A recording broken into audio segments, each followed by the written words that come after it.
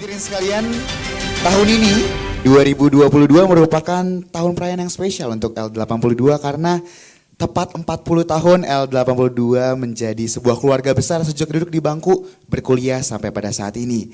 Dengan begitu spesialnya usia persahabatan L82 Vkom Unpad hari ini, acara reuni kali ini pun akan menjadi momentum yang spesial pula di mana akan diluncurkan sebuah buku hasil tulisan dari rekan-rekan hebat L82 Vkom Unpad.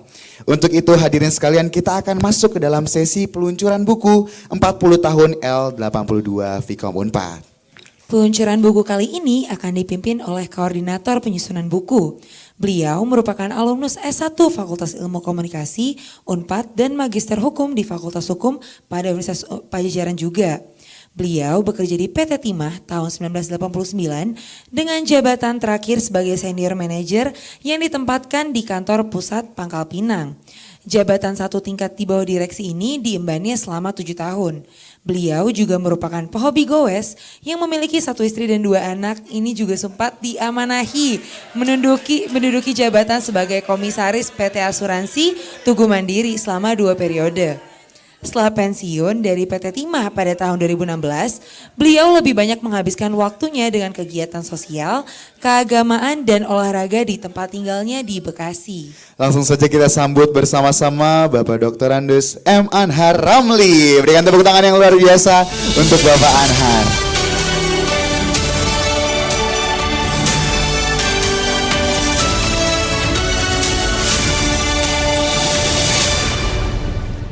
Bismillahirrahmanirrahim. Assalamualaikum warahmatullahi wabarakatuh.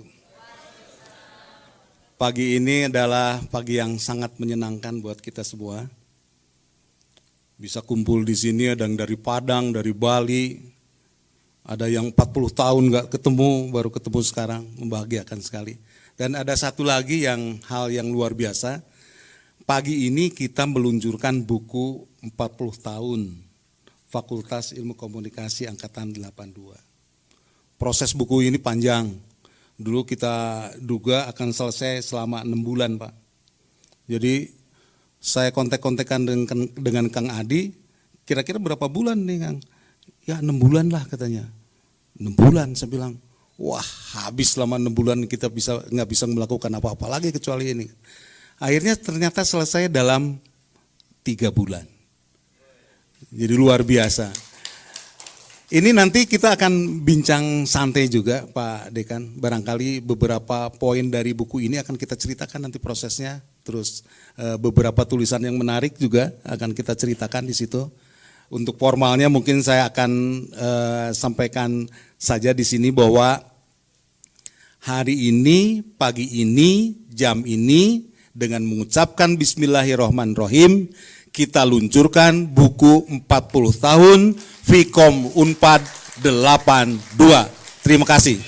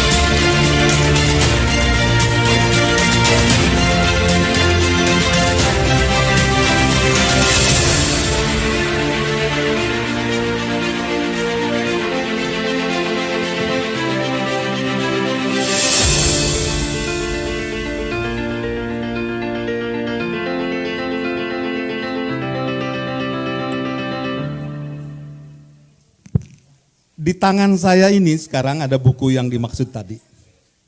Dan saya jamin di ruangan ini belum ada yang punya ya. Siapa yang sudah punya buku ini? Oh, belum ada. Sebetulnya ada satu cara ini, bagaimana kita bisa mendapatkan buku ini lebih cepat dari teman yang lain. Bukan.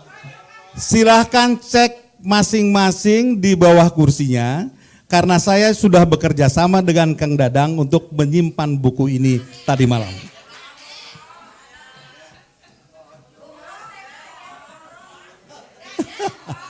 Nggak ada yang percaya ternyata. Ya memang cuma hoak itu.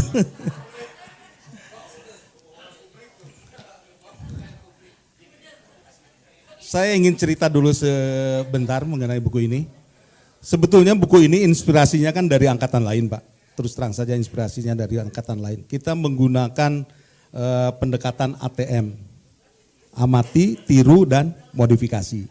Sehingga buku yang dimunculkan hari ini adalah buku yang sangat berbeda dengan pendahulunya.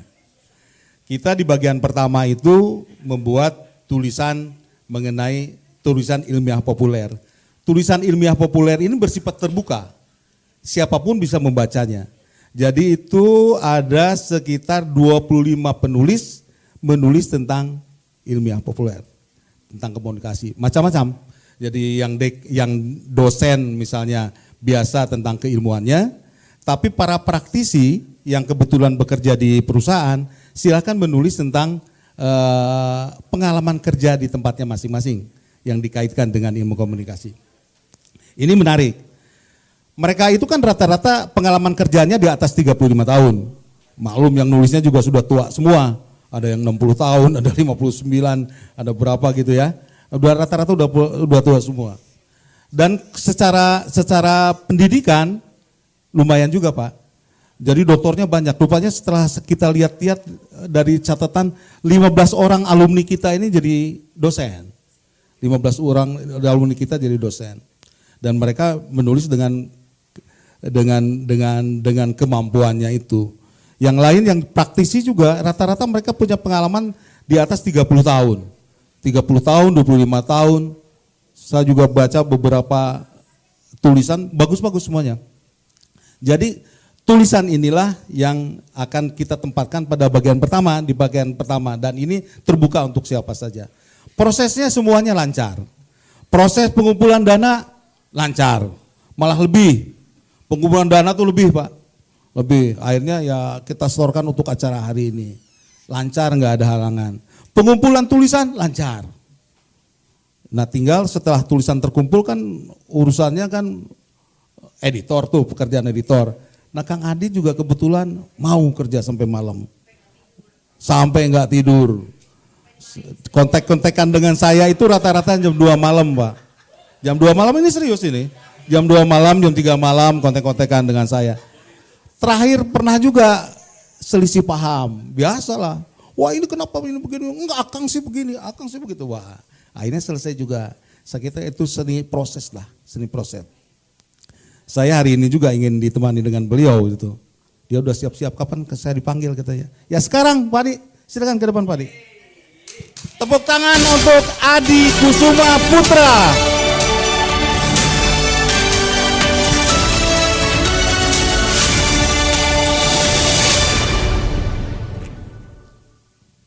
Jadi proses cetak cepat, melakukan editing juga cepat, padahal nggak dibayar. Saya sebetulnya waktu jadi koordinator acara ini, koordinator pembuatan buku itu, saya agak males-malesan juga. Langsung ketua panitia itu Mbak Wilma telepon saya, Kang nomor rekeningnya berapa? Wah, kalau ada nanya nomor rekening, saya bilang, kalau nanya nomor rekening jangan kamu bikin ini, saya bilang, mau 10 jam duduk di depan juga boleh aja. Tapi sampai sekarang ditunggu-tunggu belum ada tuh. Nah Kang Adi ini wartawan senior Kompas. Saya dulu waktu jadi kerja, saya sering lihat, pernah tugas di Jakarta ya Pak ya? Iya, di Jakarta. Hobinya itu berenang. Dia secara tidak langsung sering melaporkan kegiatan berenangnya, dan saya lihat berenangnya luar biasa. Mungkin meniru keluarga Nasution gitu ya? Apa saya ganti aja jadi adik KSP Nasution gitu? Silakan coba komentar. Kenapa Anda memilih olahraga renang? Terima kasih. Selamat pagi Pak Dekan dan semua teman-teman L82, Kang Anhar. Kalau soal berenang ini ya memang itu memang menjadi pilihan pertama. Itu ketika tugas di Kalimantan tahun 99 itu saya ngeri. Kenapa? Karena di mana-mana sungai. Jadi saya pikir wah kalau apalagi ada berita kabar, wah ada istri pejabat tewas tenggelam karena nggak bisa berenang dia, karena ada kecelakaan. Akhirnya saya waktu itu belajar sendiri otodidak 4 gaya dan bisa saya. Belajarnya di mana itu, di sungai apa di mana? Di salah satu kolam renang di hotel lah. Oh. Jadi Tidak takut sama buaya ya berenang sungai? tapi saya pernah berenang di sungai di Kalimantan. Oh, pernah juga? Benar-benar itu jernih lagi airnya.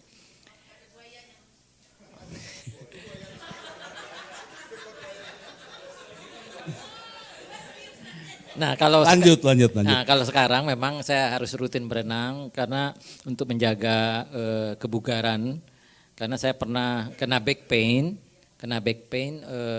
saraf terjepit dan dokter menyarankan supaya saya olahraga terapinya adalah berenang. Memang betul karena setelah saya berenang itu dan berat badan saya normal itu langsung yang namanya saraf kejepit itu hilang dengan sendirinya. Saya nggak perlu capek-capek fisioterapi lagi. Jadi itu betul-betul kalau memang pernah kena. Jadi dasarnya penghematan ya? Enggak, saya pikir gini, bukan. lebih baik Maaf. investasi kesehatan daripada saya ke rumah sakit. Betul, kan fisioterapi hampir 1 juta tiap kali. Jangan marah gitu dong, biasa aja. lanjut kan. Jadi menurut saya sih memang berenang itu adalah obat yang alami supaya kita bisa lebih sehat dan lebih bugar, Kang. Memang kalau saya berenang sekali minimal 1 jam sih, non-stop 30 kali PP, 1,5 kilo. Itu aja. 1,5 kilo. 1,5 kilo, luar biasa. Nah sekarang pertanyaan berikutnya, kita ini kan waktu menggarap buku ya. Itu seringkali pertamanya sebetulnya saya yang iseng. Jam 2 malam saya ngirim WA ke beliau. Saya kan biasa bangun jam 2, jam setengah 3 paling telat. Saya jam 2 malam kirim WA ke beliau, ternyata dijawab. Saya telepon, jawab juga dia. Wah ini saya bilang baru bangun atau menjelang tidur? Saya belum tidur. Pak Haji juga nyebutnya. Pak Haji saya belum tidur. Jadi tidurnya jam berapa? Nanti katanya setelah sholat subuh saya baru tidur. Nah ini kebiasaan kerja malam seperti ini sejak kapan ini Pak Adi? Sebenarnya sih kalau kebiasaan sih sejak wartawan sih memang pekerjaannya. Wartawan ya? Profesinya wartawan ya? Sebelumnya kan. Oh sebelumnya. Sebelumnya saya lebih dari 30 tahun lebih itu. Ya. Jadi memang sebelumnya memang pekerjaannya itu memang lebih dari 18 jam sih ya kalau kerjaan wartawan itu.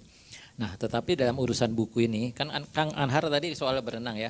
Tiap kali Kang Anhar telepon saya kan agak terlambat. Saya bilang Kang mohon maaf saya habis berenang, memang betul Kang itu memang untuk kebugaran. Karena itulah ketika malam hari kenapa saya tetap kuat untuk menulis atau mengedit tulisan-tulisan ini ya salah satunya karena kebugaran tubuhnya tetap terjaga Kang.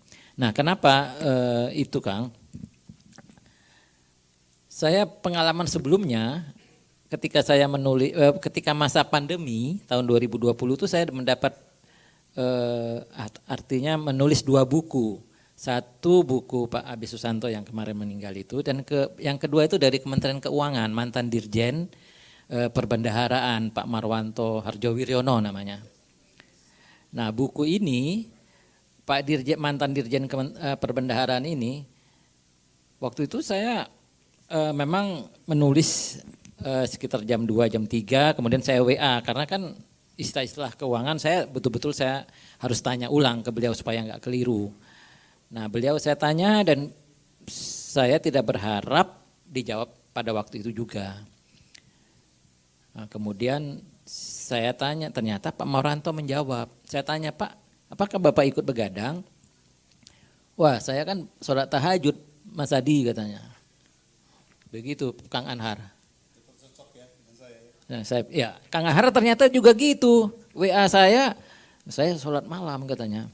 Kalau saya kan memang harus kerjaan begitu.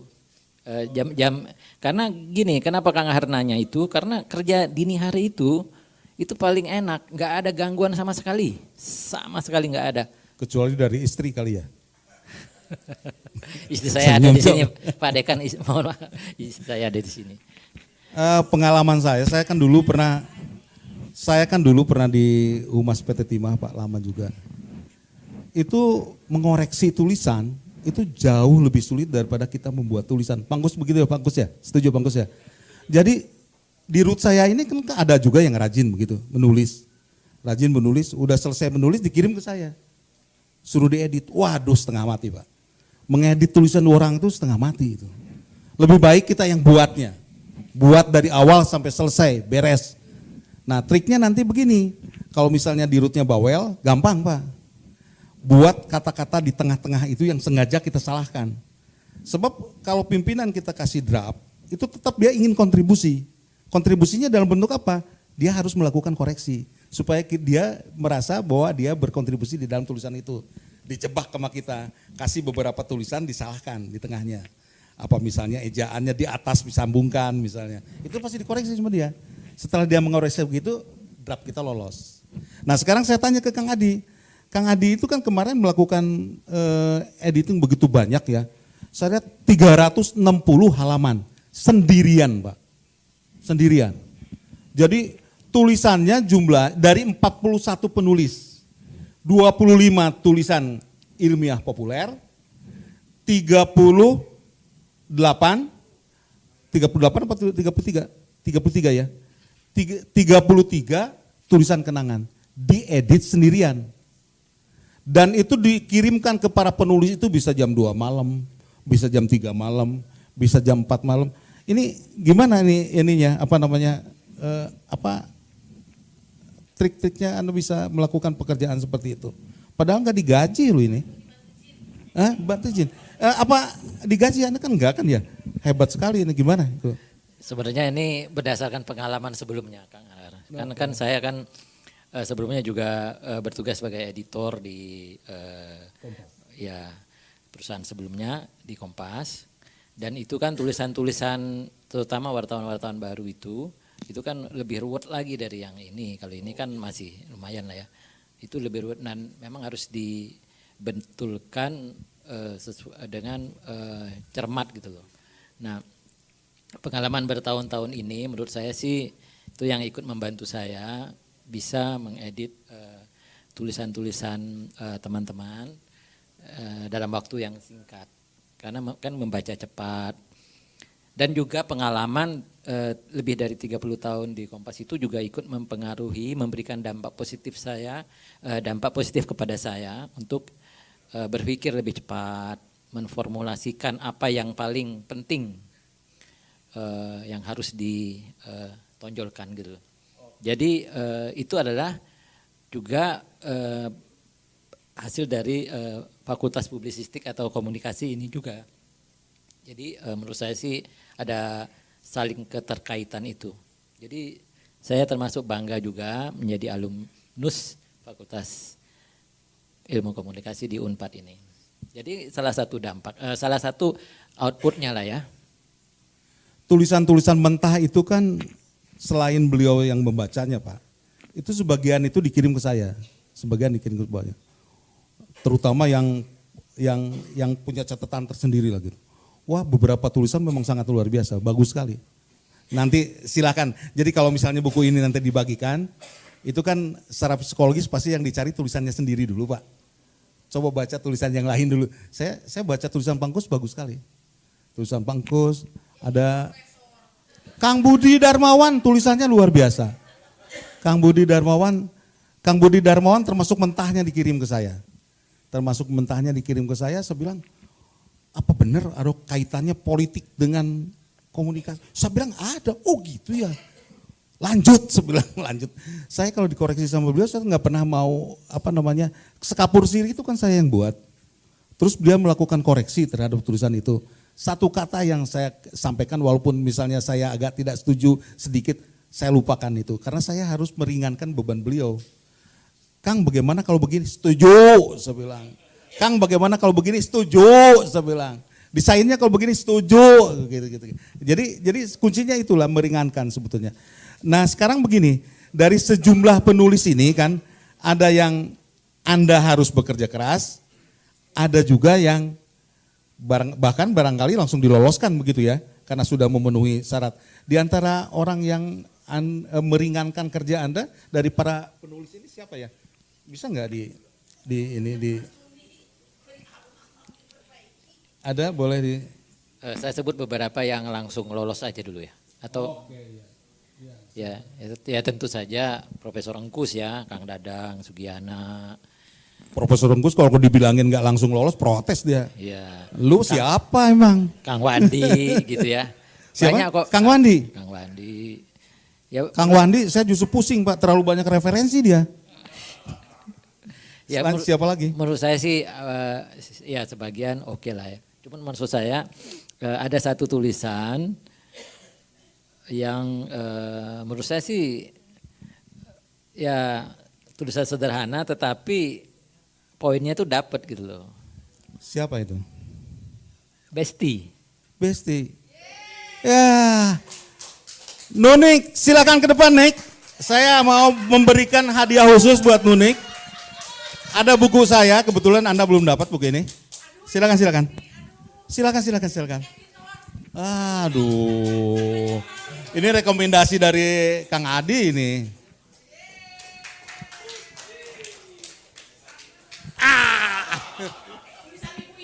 Salaman dulu dong, Mas. Foto dulu. Sip.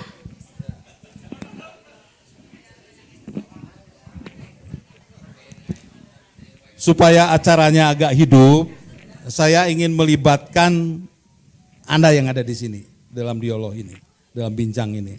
Semuanya punya kemungkinan untuk dilibatkan. Rahasianya ada di Bu Wilma, siapa yang ditunjuk.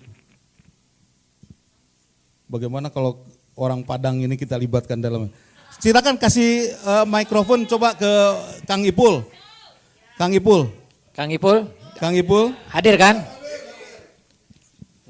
Bisa dikasih mic, walaupun suaranya keras. Siap untuk di posma lagi. Silakan duduk udah. Udah tingginya berapa? Kok tinggi sekali kelihatannya? Ya semeter kotor lah.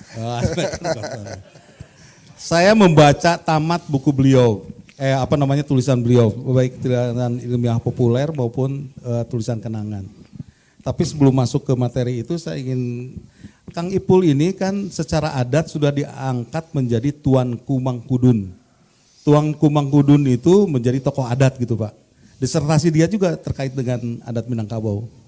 Nah sekarang saya kan panggil Ipal Ipul aja, apa tidak kualat ini saya panggil Ipal Ipul tuh, atau si Ipul itu boleh nggak? Masih boleh nggak dengan posisi Anda sebagai tokoh adat di Padang gitu kan? Sebenarnya berbahaya karena ada keponakan saya di sini keturunan Minang namanya SW Adnan dan ada itu keponakan saya itu. Karena neneknya dari Bukit Tinggi ada Boy, tapi mudah-mudahan beliau mengizinkan, nggak apa-apa. Ipul aja. Nggak apa-apa. Jadi Bang Ipul udah Ipul aja ya? Ya itu proklamasi saja bahwa Adnan itu ada hubungan dengan kampung saya di Bukit Tinggi dan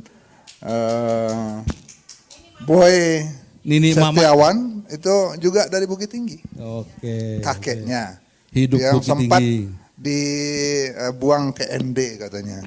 Ketemulah gadis dari NTT dan itulah yang kemudian menjadi Boy Setiawan. Ya, jadi mudah-mudahan beliau mengizinkan untuk dipanggil Ipul, nggak apa-apa. Siap. Kang Ipul itu dulu kosnya di Sekeloa Pak.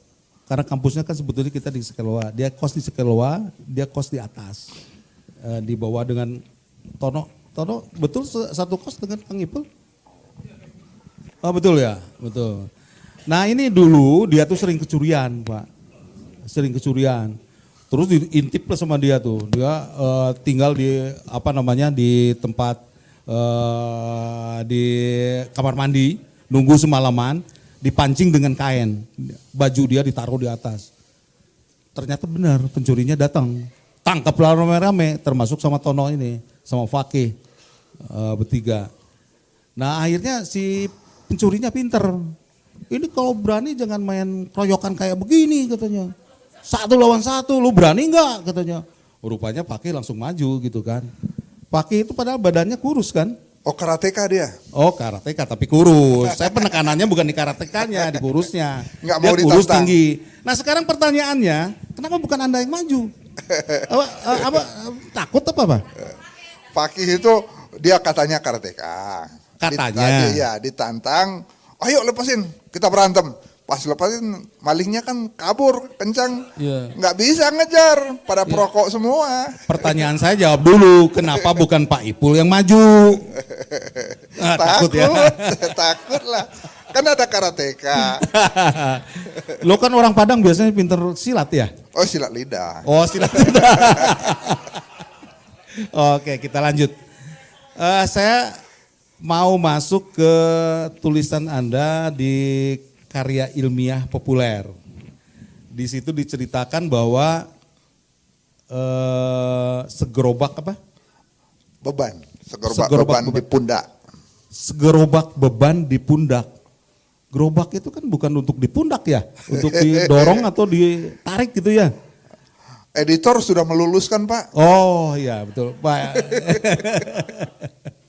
Nah sekarang pertanyaan saya begini, di situ kan diceritakan bahwa Uda Ipul itu pernah mengundang Pak Jalal ya, Kang Jalal. Kang Iya. Jalal. Iya. Sehingga dengan kehadiran Kang Jalal yang mengejutkan buat IAIN di sana, dia posisinya dosen. Udah doktor juga Pak di sana Pak. Udah doktor ya? Betul doktor ya? Sekarang udah, waktu itu masih Waktu itu baru masih. tamat. Oke. Dan langsung jadi populer. Uda Ipul itu tidak dipanggil Uda lagi sejak Pak Jalal ke sana. Dipanggilnya Kang Ipul.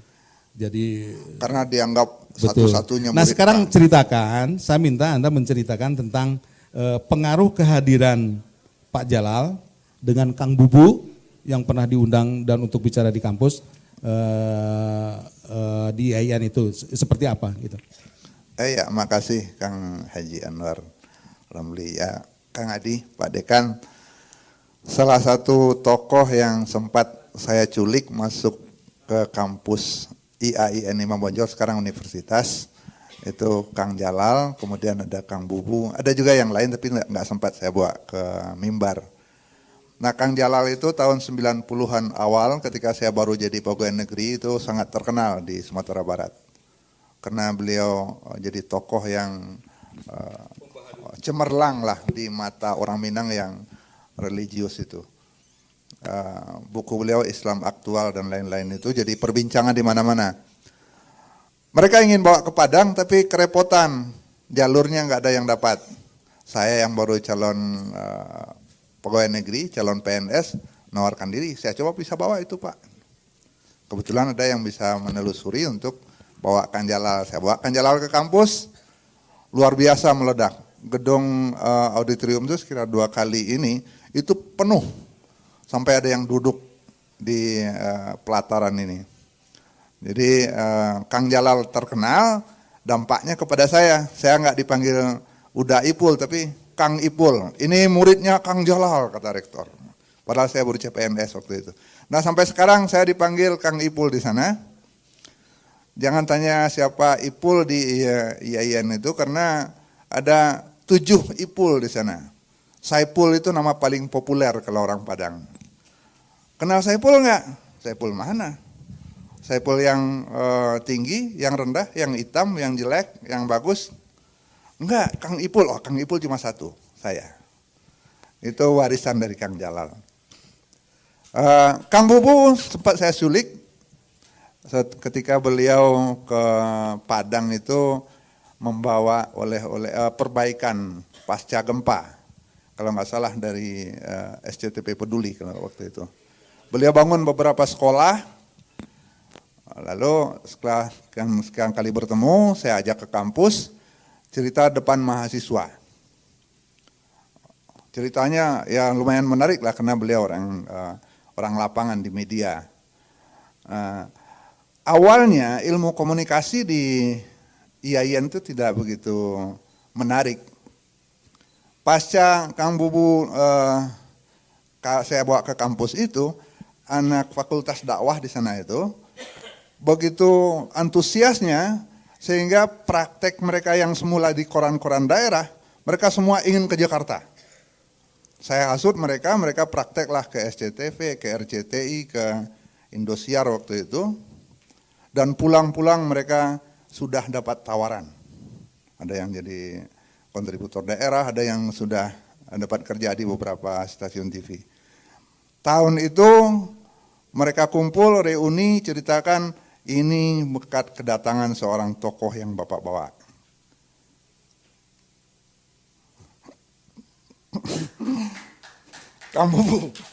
Kamu memberi inspirasi dan anak-anak itu sekarang selalu memberikan cerita keberhasilan mereka.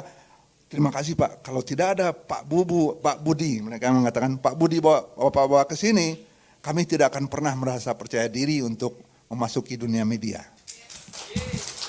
Terima kasih Kang Bubu. Mungkin beliau tidak merasa begitu memberi apa-apa untuk IAIN. Sekarang jurusan komunikasi di Universitas Islam Imam Bonjol itu ranking 2 dari sekitar 37 prodi. Kalau cerita Kang Dadang tadi, Vkom melejit itu sampai juara Indonesia, di sana jurusan komunikasi juara 2 se-Sumatera Barat. Untuk prodi, sesudah kedokteran. Oke, terima kasih, itu saja. Luar biasa berarti Pak Bubu. Kang Bubu ini luar biasa. Biasa di luar. Cuman saya, Anda sudah sampaikan informasi itu ke Kang Bubu? Barusan. Wah, telat dong. Wah. Iya, beberapa kali pernah saya cerita juga sambil lewat kepada beliau. Oke. Nah ini Uda Ipul itu di tulisan kenangan ada cerita yang agak bagus juga. Jadi Kok agak, Pak? Tambuah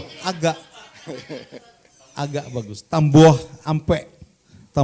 Jadi dia itu pernah cerita bahwa dalam sebuah acara makan dengan kawan-kawannya mengenai gimana ceritanya itu yang Tambuah ampe. Iya. Saya kan anak perantauan, sesekali ingin makan enak ke rumah makan Padang. Ya, ajaklah teman-teman ini. Mereka semua kan nggak terlalu suka yang pedas. Pas baru duduk, saya minta tambah ampe, tambah 4. Yang duduk di samping ini nanya, Pul saya nggak nambah, 1 aja belum selesai. Yang ini, saya kan belum makan apa-apa, kok sudah minta nambah, tenang aja lah. Dalam waktu beberapa menit, yang 4 itu saya selesaikan semua dan mereka hanya melihat saja. Oh yang 4 untuk lu sendiri ya, gila lu. Balas dendam.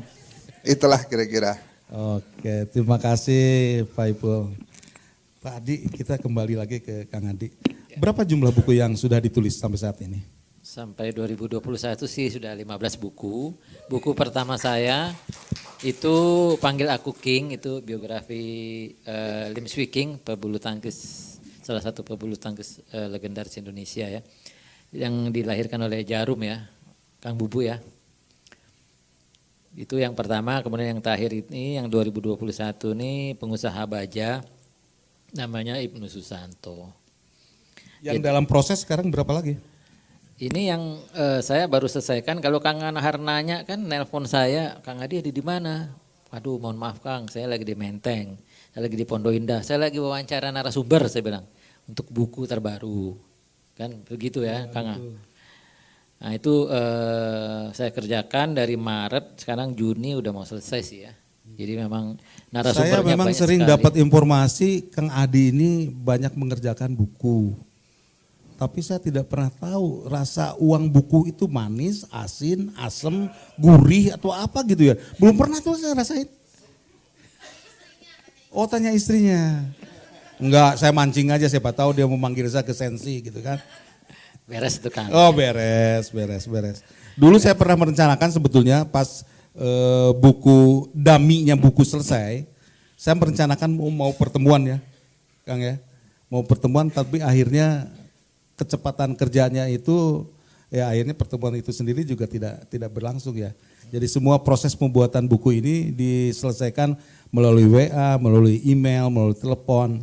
ternyata selesai juga tanpa pertemuan sama sekali. Ya, jadi memang tahun ini saya sih mudah-mudahan terwujud. Itu sekitar mungkin 3 atau 4 buku lagi, Kang, yang akan diselesaikan sampai akhir tahun ya. Beres lah itu, Kang, yang tadi, yang soal tadi beres lah. Nah. Iya, serius dia rupanya. Saya akan beralih ke yang ada di sini. Siap-siap ya, Kang Asep, bisa diberikan mic ke Kang Asep Sutresna. Kang Asep Sutresna tolong dikasih mic oleh Kang Asep satunya lagi. 2 Asep ini. Kenapa? Iya, wah galak banget. Kenapa? Lu mau nanya apa lu sama gua lu? Pak Excited Asep, ini, aduh Bu. udah lama sekali saya nggak ketemu sama Kang Asep ini. Excited Dulu, ini ditanya. Jadi wah, dulu saya ketemu beliau itu di BIS kalau nggak salah ya, berapa tahun yang lalu bawa buku bahasa Inggris. Lagi apa? Lagi kursus nih katanya. Itu berarti sebelum kuliah ya. Udah lama sekali, itu belasan tahun lah saya ketemu. Saya baca tulisan dia, jadi dari tulisan-tulisan yang masuk itu, baik mentah maupun yang sudah diedit, beberapa kan dikirim. Saya baca, waktu baca tulisan Kang Asep malah saya promosikan kepada beberapa kawan itu.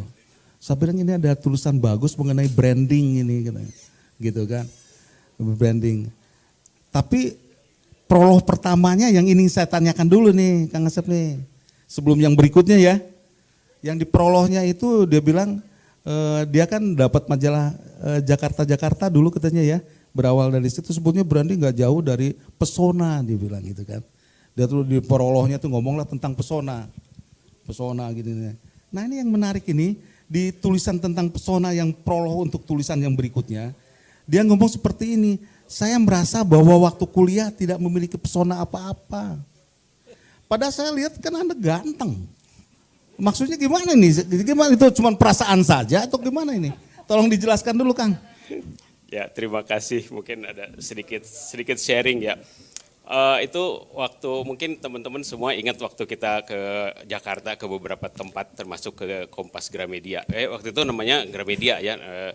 Ada majalah Kang Adi itu sebetulnya belum Jakarta tapi Jakarta dan majalah yang setelah itu udah nggak ada lagi itu.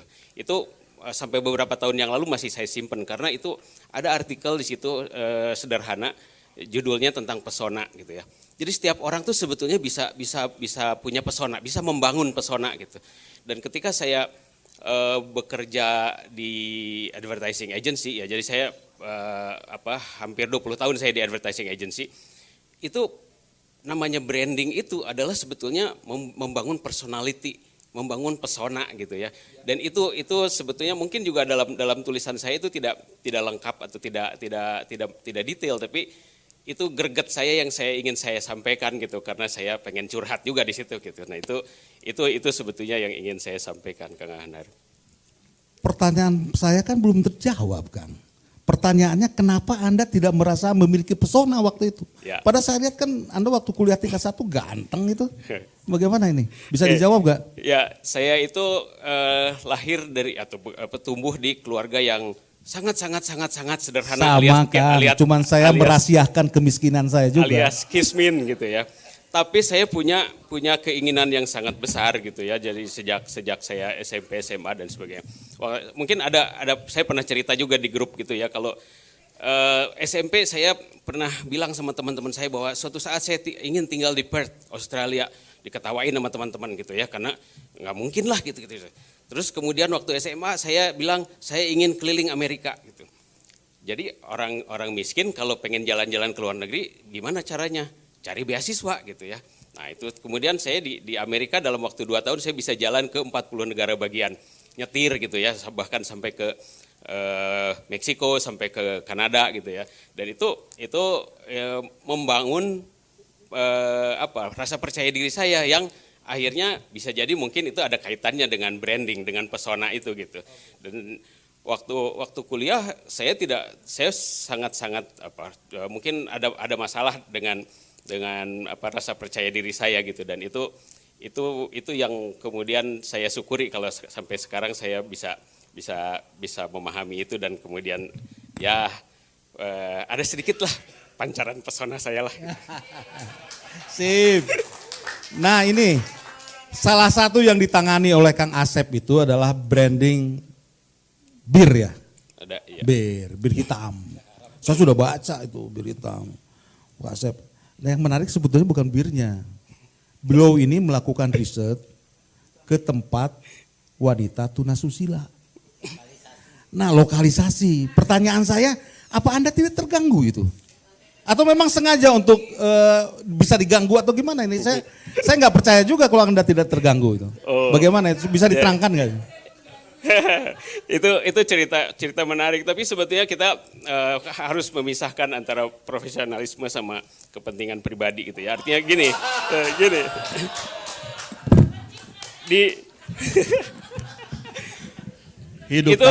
Itu kebetulan bisa dijadikan sebuah alasan profesional karena saya pergi sama klien gitu ya. Jadi ketika ada perempuan yang tiba-tiba menggandeng saya, sama saya aja Pak, maaf saya lagi sama bos. Nah itu. Jadi kalau begitu. Oh Anda digandeng waktu itu ya? Iya itu semua orang, semua laki-laki yang datang bisa disapanya Oh langsung seperti digandeng. itu gitu. Saya belum pernah ke situ soalnya. Maaf, saya tidak bisa mengajak karena sudah bubar sekarang. Itu tempat yang dikunjungi apa? Keramat Tunggak. Keramat Tunggak. Ya. Keramat Tunggak. Sudah nggak ada sekarang. Oh sudah nggak ada ya. Di Google Map masih ada nggak? Sudah bubar beberapa sudah tahun bubar. yang lalu. Waktu upacara pembubaran hadir ya? Enggak. Ada yang lain yang mau diceritakan pengalaman terkait dengan branding ini? Silakan. Ada nggak? Enggak sih sebetulnya pada tadi ketika saya mempelajari pesona itu dan kemudian belajar tentang branding, sebetulnya semua orang punya pesonanya masing-masing, punya bakat branding. Kalau misalnya ada, saya yakin kalau teman-teman di sini udah brandnya udah pada matang, udah pada jelas gitu ya. Tapi kalau misalnya kita punya tetangga, kita punya saudara yang merasa bahwa saya tidak punya apa-apa gitu, itu salah gitu ya. Sebetulnya itu mungkin satu hal yang harus digali adalah kita mengetahui apa yang kita punya, apa yang kita tidak punya, apa yang kita inginkan gitu. Jadi keinginan yang besar itu sebetulnya bisa membangun personal branding gitu ya. Dan ya itu yang saya share. Kebetulan saya beberapa tahun terakhir ini jadi tukang ngajar gitu ya. Jadi kalau teman-teman di sini dosen gitu profesional, kalau saya tukang ngajar mungkin ya gitu ya. Nah itu saya selalu ajarkan ke mahasiswa saya bahwa personal branding itu harus menjadi dasar gitu ya, untuk supaya kita bisa tahu apa yang kita miliki, apa yang kita inginkan, terus kemudian kita bisa tahu career path apa yang cocok untuk kita gitu. Itu mungkin Kang Anhar. Siap. Terima kasih bos, bagus sekali. Ini di luar skenario nih, saya ingin nanya ke Pak Engkus ini.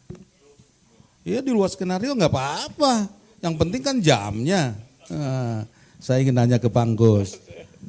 Kan Kang Engkus itu nulis tentang milenial ya. Milenial, bisa sedikit Prof dijelaskan? Saya harus sebut Prof dong. Sedikit dijelaskan mengenai tulisan yang, jadi bagian pertama dari buku kita itu adalah tulisan Kang Engkus. Itu diskusinya juga panjang saya dengan Kang Adi. Siapa yang mau ditulis pertama?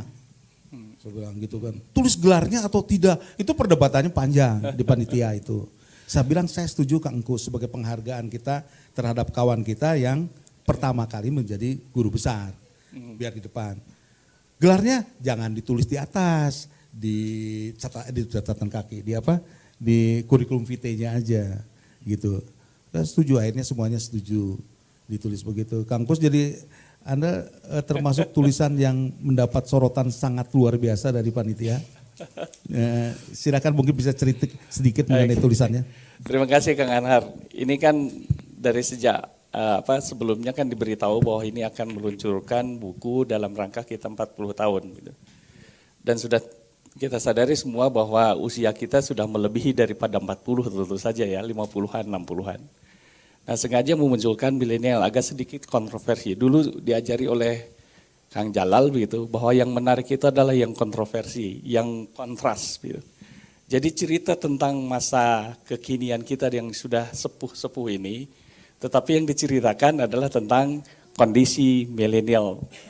Yang diantaranya menyadarkan pada kita bahwa sebenarnya ada beberapa hal yang sebenarnya kita tidak bisa menguasai seperti pada zamannya yang sekarang.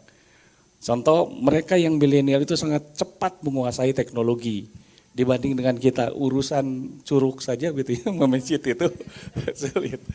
Nah, mereka begitu cepatnya memahami itu. Tetapi ada sebuah kebiasaan, mereka itu sebenarnya tidak terlalu suka membaca buku atau referensi yang konvensional gitu. Pada umumnya adalah mereka ingin lebih kepada advance, dan kita masih tetap menikmati itu. Bersyukur kita mengalami masa itu gitu.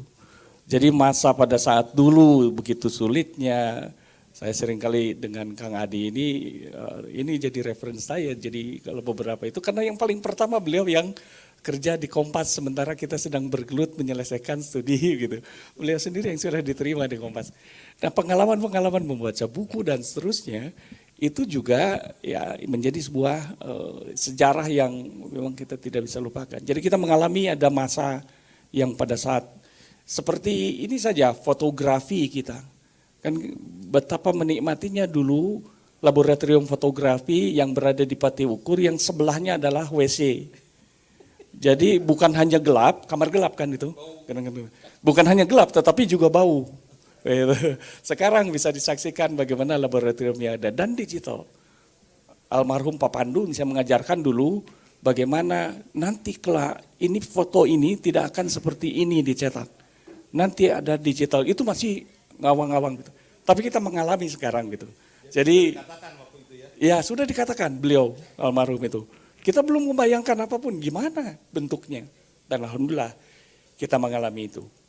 Itulah sebenarnya semangat kenapa tulisan itu dibuat, karena untuk menghormati kita semua gitu yang sudah mengalami panjang perjalanan, tetapi cerita tentang sebuah kekinian dan itulah masa yang kita hadapi juga. Gitu Kang. Tenuhun Kang. Bagus sekali dan menarik. Siap yang lain satu lagi ini tambahan 2 menit ke kawan kita yang sempat hilang. Hanafi, Anda bisa bercerita sedikit tentang tulisannya yang dibilang tersesat di dunia konsultan. Silakan, Kang.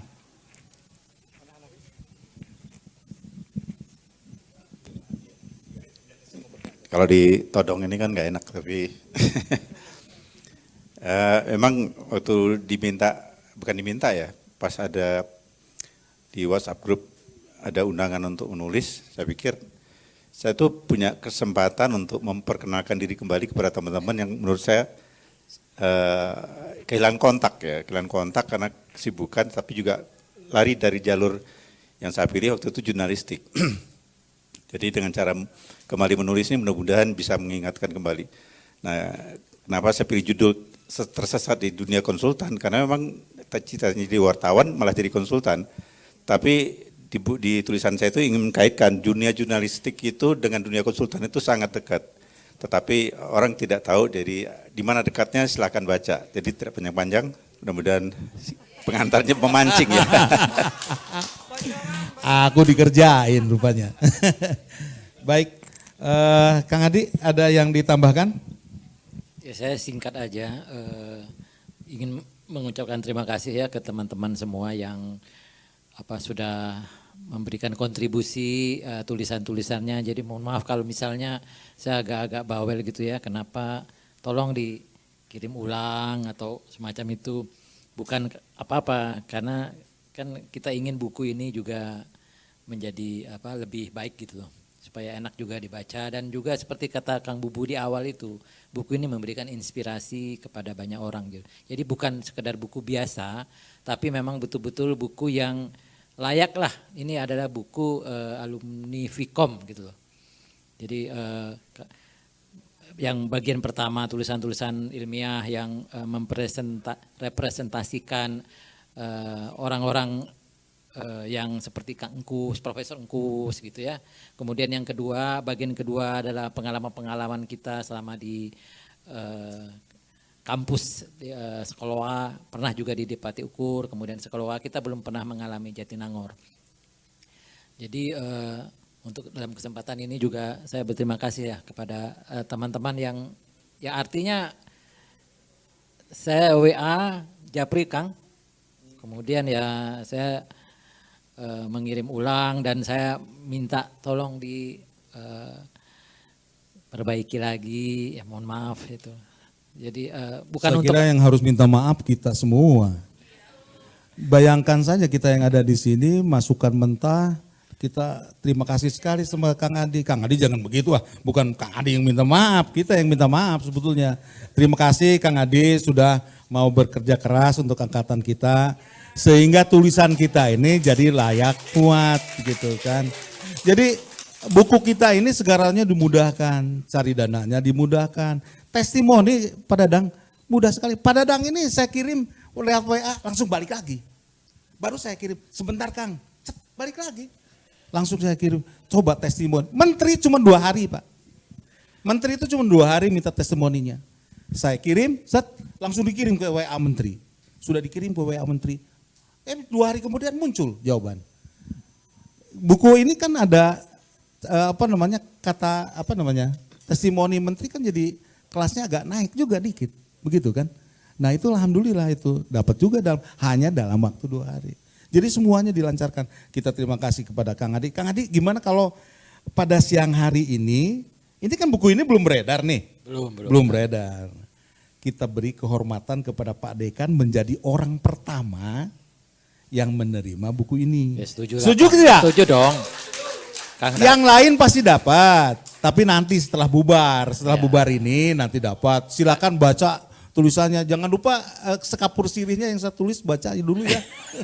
Jangan sampai dilewat aja atau dirobek, begitu bahaya juga. Pak Dekan saya minta ke depan, ada buku Bapak orang pertama Bapak yang menerima buku ini sebagai penghormatan kami. Wah ini kok jadi tukang fotonya, aduh ya. Ya ampun, rendah hati betul ya.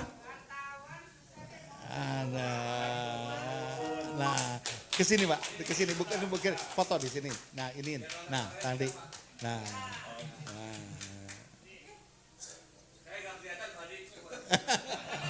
Terima kasih Pak Dekan.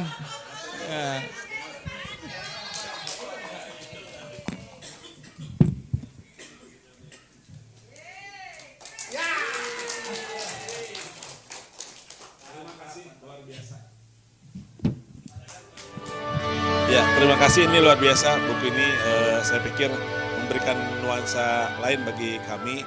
Dan saya ingat betul pada saat juga ada beberapa angkatan lain juga menuliskan berbagai gagasan, pengalaman segala macam. Nanti akan saya kumpulkan, mungkin nanti di akhir jabatan dekan saya akan kumpulkan tulisan-tulisan dari berbagai angkatan. Itu aja. Atur nuhun.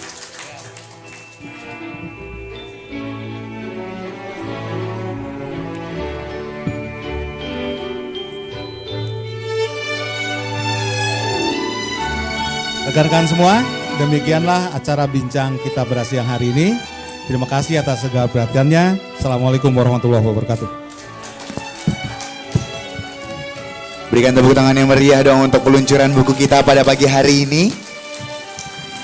Oke, terima kasih kepada Bapak Anhar dan Bapak Adi yang sudah memimpin kita dalam peluncuran buku pada hari ini.